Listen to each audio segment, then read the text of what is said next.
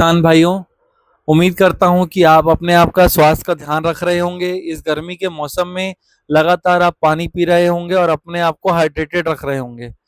तो जैसे कि आप सभी को जान ही रहे हैं कि अभी धान का बीजा का सीजन चल रहा है।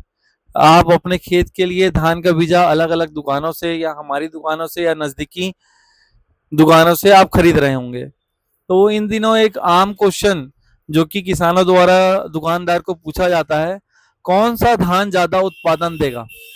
तो किसी भी आप दुकान में जाते हैं, आप बोलते हैं 40 कुंटल वाला धान को उत्पादन वाला धान दो हमको, या 35 कुंटल वाला धान का हमको बीजा दो।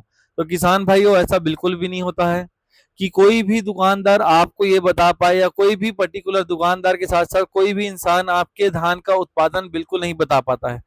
आप जब भी धान का बीजा लेने जाएं तो उत्पादन के बदले आप धान की विशेषताएं पूछें कि धान गिरने के प्रति सहनशील है कि नहीं है, ऊंची काठी का धान है कि बौने किस्म का धान है, वो कौन कौन सी बीमारी के प्रति सहनशीलता है उस धान का, बीएलबी के प्रति सहनशीलता है कि बीपीएच के प्रति सहनशीलता है, बीपीएच यानी कि माहों के प्रति सहनशीलता है।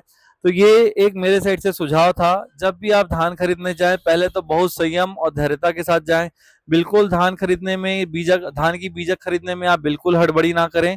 अपना समय दे के जाएं। दुकान में अगर भीड़ है तो आप थोड़ा सा धैर्य बना के 5 से 10 मिनट आप रुकिए और अपना भरपूर समय दे के दुकानदार को अच्छे बीज का चयन करें।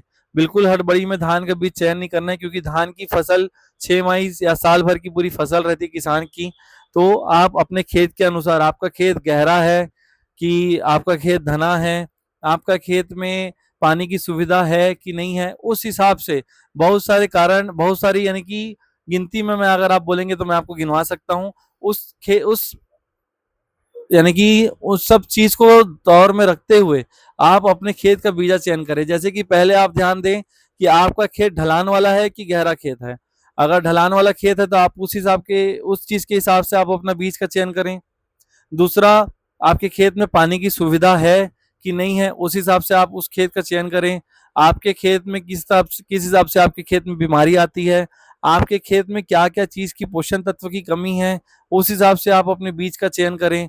आपके गांव में लेबर की समस्या कैसी है, उस हिसाब से आप रोपाई वाला, बुआरा वाला धान चयन करें।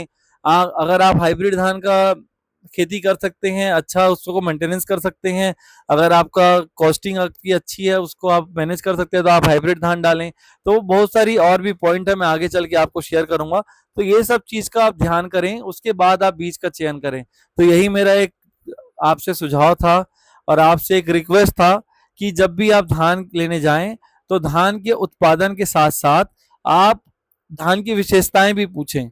तो अगर आपकी संगति अच्छी होगी, अगर आपकी पसंद अच्छी होगी, तो ऑब्वियस सी बात है कि आपका भी उत्पादन, आपका भी संगति के साथ साथ आपकी भी गुणवत्ता अपने आप बढ़ेगी।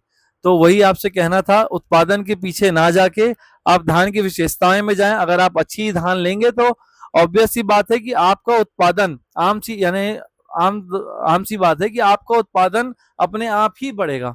अगर आप अच्छा खाना पीना खाएंगे, अच्छा फूड का चयन करेंगे, फल फ्रूट अगर आप खाएंगे, तो आपके में अपने आप ही ताकत आएगी। तो यही मेरा आपसे कहना था। सब किसानों को जय श्री राम, धन्यवाद।